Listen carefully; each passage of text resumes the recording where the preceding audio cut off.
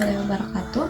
Hai, perkenalkan nama saya Sri Ayuni dengan NPM 10122002, kelas B22 Prodi Manajemen S1. Di sini saya akan menjelaskan rangkuman materi mata kuliah riset pemasaran dari materi 1 sampai 7 untuk memenuhi penugasan evaluasi tengah semester. Selamat menyaksikan. Untuk materi yang pertama yaitu paradigma dalam bisnis. Paradigma dalam bisnis merupakan kumpulan persepsi, sikap, keyakinan, nilai, metode, ataupun praktik bisnis yang dianut oleh suatu komunitas bisnis. Nah, pergeseran paradigma dalam bisnis merupakan perubahan ataupun perkembangan besar dalam suatu cara perusahaan atau bisnis dalam memproduksi barang dan jasanya. Nah, untuk jenis-jenis dari paradigma bisnis terdapat beberapa. Yang pertama, ada pemasaran yang dipersonalisasi. Apa itu pemasaran yang dipersonalisasi? Pemasaran yang dipersonalisasi merupakan pemasaran yang dilakukan berdasarkan data yang didapat dari para konsumen. Misalkan kita sedang menonton aplikasi YouTube, lalu kita mencari cara-cara untuk membetulkan atau membenarkan handphone yang rusak. Maka secara otomatis YouTube akan menampilkan konten-konten tersebut di beranda kita karena konten kita atau pemasaran mereka sudah dipersonalisasi oleh data-data kita. Yang kedua ada analisis data waktu nyata. Nah, dengan menggunakan teknologi saat ini, perusahaan dapat menghasilkan data real time yang dapat mereka analisis dan juga terapkan kepada departemen mereka. Hal ini memungkinkan mereka untuk memperbaiki dan juga menyesuaikan beberapa strategi untuk meningkatkan dan juga mengembangkan pemasaran mereka.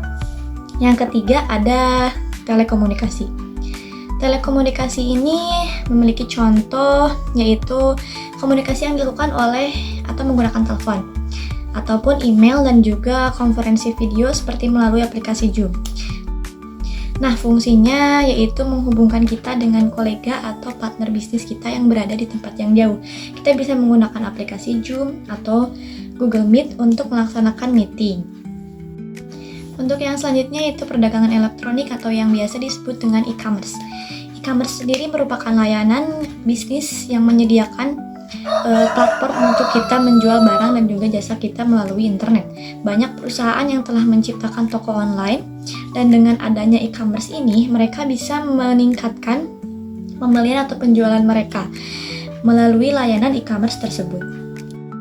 Untuk materi yang kedua yaitu pemasaran dan juga riset pemasaran. Nah, apa sih pemasaran itu? Pemasaran merupakan proses menciptakan nilai, mengkomunikasikan nilai, dan juga menyampaikan nilai kepada pelanggan untuk memenuhi kebutuhan dan juga keinginan mereka. Sedangkan untuk riset pemasaran, yaitu proses sistematis, yaitu mengumpulkan, menganalisis, dan juga menginterpretasikan informasi yang relevan dengan tujuan memahami pasar, pelanggan, pesaing, dan juga tren bisnis. Nah, ada beberapa tujuan dari riset pasar. Yang pertama adalah membuat keputusan yang tepat. Dengan kita melakukan riset terlebih dahulu, kita dalam menjalankan bisnis tidak akan membuat keputusan yang salah. Sehingga riset pemasaran ini sangat penting untuk dilakukan. Yang kedua adalah menghindari kegagalan usaha. Ketika kita tidak membuat kesalahan dalam membuat keputusan, maka kegagalan usaha pun akan memiliki tingkat yang rendah. Sehingga riset pemasaran tentu harus dilakukan. Yang ketiga ada memanfaatkan peluang investor. Yang keempat ada evaluasi, di mana setelah kita melakukan riset pemasaran, kita harus mengevaluasi riset pemasaran tersebut. Jadi apa selanjutnya langkah yang bisa kita ambil gitu. Yang kelima ada understanding, di mana kita bisa memahami kondisi pelanggan, keinginan pelanggan, sehingga bisnis yang kita jalankan akan lebih sesuai dan lebih bisa untuk menarik konsumen. Yang terakhir adalah predicting, yaitu cara kita memprediksi pasar atau tren bisnis kedepannya seperti apa melalui riset pemasaran. Lalu yang selanjutnya yaitu jenis-jenis dari riset pemasaran. Yang pertama ada problem identification research yang merupakan tahap awal dalam riset pemasaran yang bertujuan untuk mengidentifikasi dan juga merumuskan masalah atau isu yang memerlukan penelitian lebih lanjut. Yang kedua ada problem solving research, yaitu riset pemasaran yang dimanfaatkan untuk mengetahui solusi dari permasalahan yang terjadi di dunia bisnis yang tadi telah dilakukan program identification research sebelumnya. Lalu yang terakhir ada planning research. Planning research merupakan riset pemasaran yang dilakukan oleh seseorang untuk mendapatkan informasi dalam merencanakan kegiatan pemasaran. Nah, ada beberapa juga nih proses dari riset pemasaran. Yang pertama ada identifikasi masalah, tentunya yang pertama kita harus mengidentifikasi masalah ya. Yang kedua ada melakukan pendekatan masalah, yang ketiga ada merancang riset, yang keempat ada pengumpulan data, yang kelima ada menganalisis data, dan yang terakhir adalah membuat presentasi dari masalah yang telah kita teliti tersebut. Lalu untuk materi ketiga yaitu klasifikasi riset pemasaran. Ada beberapa jenis dari riset pemasaran. Yang pertama ada riset deskriptif, yaitu riset yang menggambarkan karakteristik pasar, populasi tertentu untuk mencakup survei, pengamatan lapangan, dan juga analisis data sekunder. Nah, tujuan dari riset ini yaitu memahami bagaimana pasar atau kelompok konsumen tertentu terlihat ataupun bertindak. Yang kedua ada riset eksploratif. Nah, riset ini digunakan untuk mendapatkan wawasan awal atau pemahaman yang lebih mendalam mengenai suatu masalah atau topik yang belum jelas. Tujuannya sendiri yaitu mengidentifikasi masalah yang perlu diidentifikasi lebih lanjut. Nah, yang ketiga ada riset kausal. Riset kausal dirancang untuk menentukan hubungan sebab dan juga akibat dari variabel-variabel tertentu. Nah, riset ini sering melibatkan eksperimen ataupun analisis regresi. Yang selanjutnya ada riset kualitatif. Nah, riset kualitatif ini sering kita dengar ya. Nah, fokus dari riset ini yaitu pemahaman mendalam mengenai pengumpulan data non-kuantitatif seperti wawancara, kelompok, dan juga observasi. Tujuannya yaitu memahami persepsi, sikap, dan juga perilaku konsumen dengan lebih mendalam. Nah, yang kelima ada riset kuantitatif.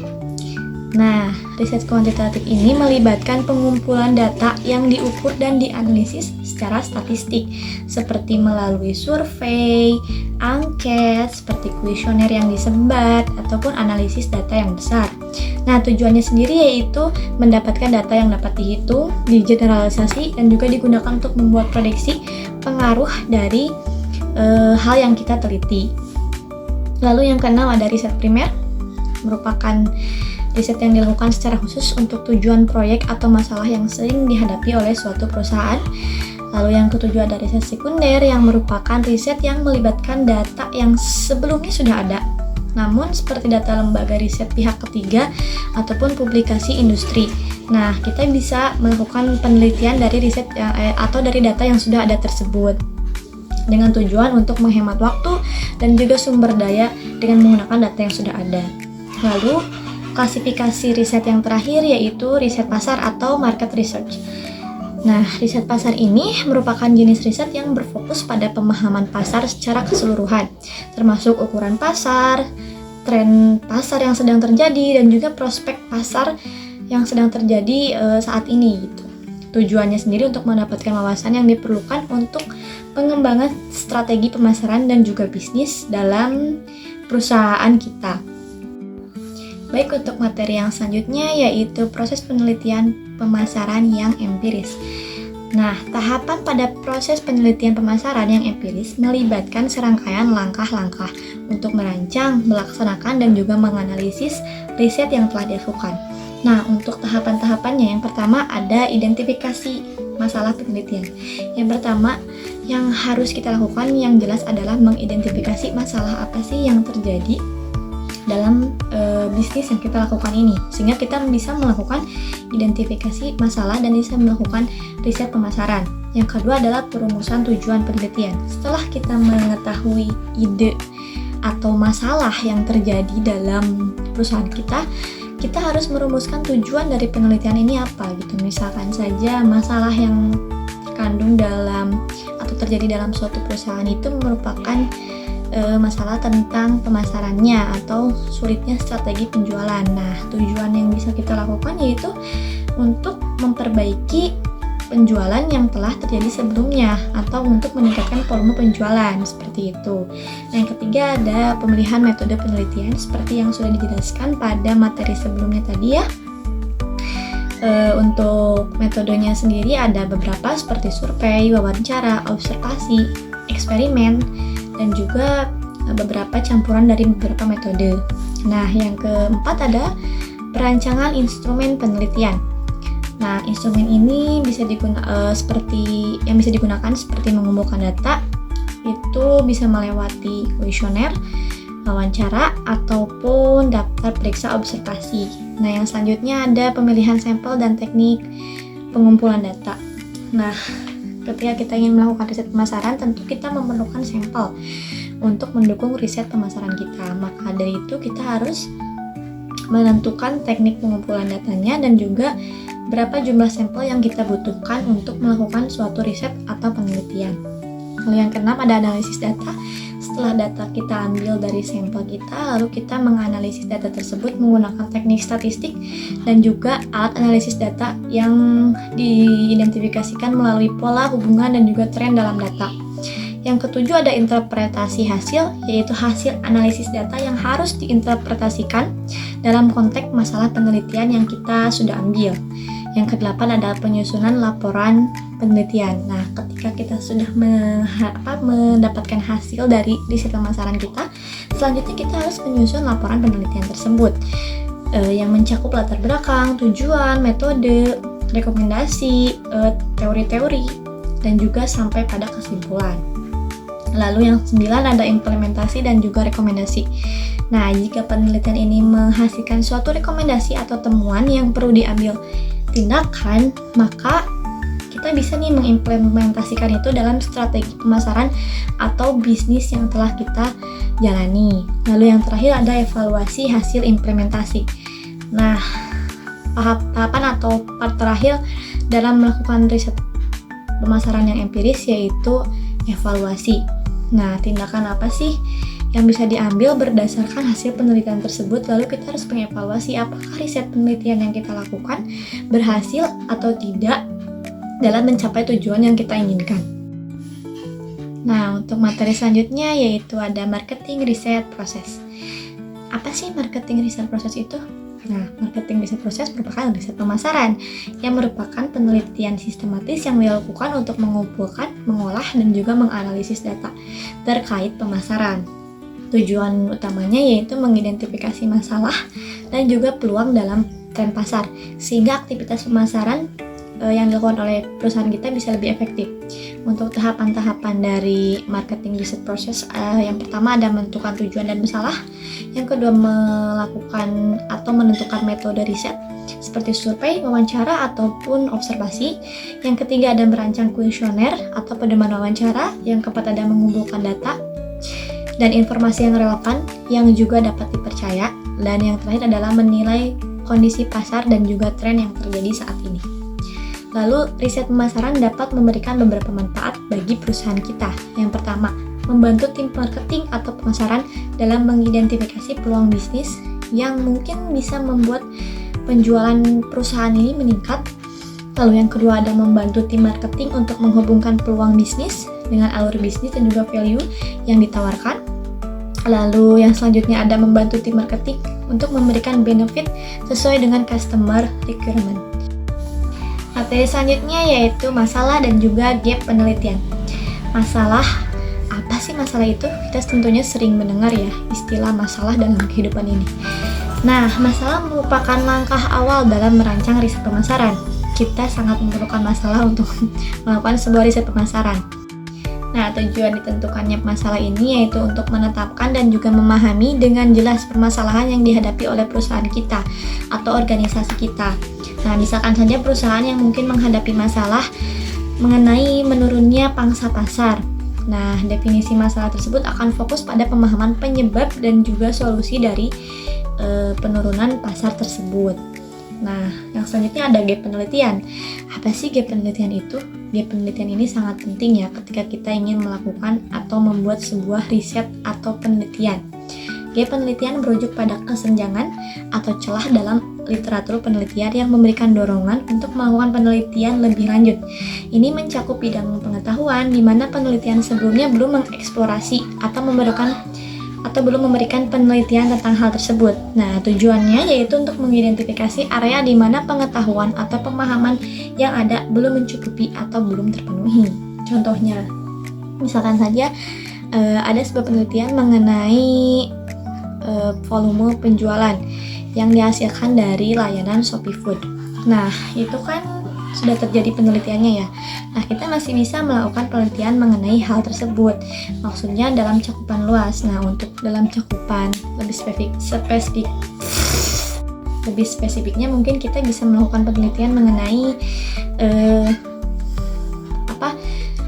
kepuasan konsumen mengenai layanan ShopeeFood tersebut. Tadi kan pengaruh ShopeeFood terhadap meningkatnya volume penjualan. Nah, kita bisa melakukan penelitian lebih dalam mengenai tingkat kepuasan konsumen terhadap layanan ShopeeFood tersebut. Sehingga penelitian tersebut lebih spesifik kepada konsumen dan juga ShopeeFood-nya, bukan kepada perusahaan yang kita teliti sebelumnya, seperti itu. Lalu untuk materi terakhir yaitu model penelitian pemasaran. Nah, dalam penelitian pemasaran, model adalah alat atau kerangka kerja yang konseptual yang dapat membantu menggambarkan, menjelaskan, dan juga menganalisis hubungan antar variabel yang relevan. Nah, model ini bisa berupa verbal, grafis, dan juga matematis yang dapat digunakan untuk memahami perilaku konsumen, dampak strategi pemasaran, dan juga faktor-faktor lain yang dapat mempengaruhi keberhasilan dalam pemasaran yang suatu perusahaan itu lakukan. Nah, untuk jenis-jenis model penelitian pemasaran adalah sebagai berikut. Yang pertama ada verbal model atau model verbal, yaitu deskripsi naratif dari hubungan antar variabel. Nah, yang kedua ada graphical model, yaitu representasi visual dari hubungan antar variabel menggunakan grafik ataupun diagram. Nah, yang terakhir ada mathematical model, yang merupakan representasi matematis dari hubungan antar variabel melalui persamaan ataupun fungsi yang matematis. Nah, untuk komponennya dari model penelitian pemasaran ini ada beberapa. Yang pertama ada variabel independen yang dianggap sebagai penyebab atau pemicu suatu perubahan. Yang kedua ada variabel dependen yang merupakan hasil atau akibat dari perubahan variabel independen tadi. Yang selanjutnya ada variabel kontrol yang merupakan variabel tambahan yang memodernisasi atau mengontrol hubungan antar variabel tadi yang dua ya, yaitu variabel independen dan juga dependen. Nah, yang terakhir ada parameter, yaitu koefisien atau angka dalam model matematis yang dapat mengukur hubungan antar variabel. Nah, apa sih tujuannya dilakukan atau diadakannya model penelitian ini? Yang pertama adalah untuk memahami perilaku konsumen. Nah, model penelitian ini bisa mengidentifikasi faktor-faktor yang mempengaruhi keputusan pembelian atau preferensi dari segi konsumen gitu. Yang kedua ada evaluasi strategi pemasaran. Model ini dapat mengukur efektivitas kampanye pemasaran yang dilakukan oleh perusahaan dan juga strategi penjualan yang dilakukan oleh tim marketing. Apakah itu sudah efektif atau belum dalam mencapai atau dalam melakukan harapan dari perusahaan tersebut gitu. Nah, yang selanjutnya ada peramalan kinerja, yaitu membantu dalam meramalkan hasil dari tindakan pemasaran yang dilakukan oleh perusahaan atau oleh tim marketing. Nah, yang selanjutnya ada optimasi rencana pemasaran yang membantu dalam merancang dan juga mengoptimalkan rencana pemasaran yang telah dilakukan oleh suatu perusahaan. Cukup sekian materi yang dapat saya sampaikan. Mohon maaf bila banyak kesalahan. Terima kasih. Wassalamualaikum warahmatullahi wabarakatuh.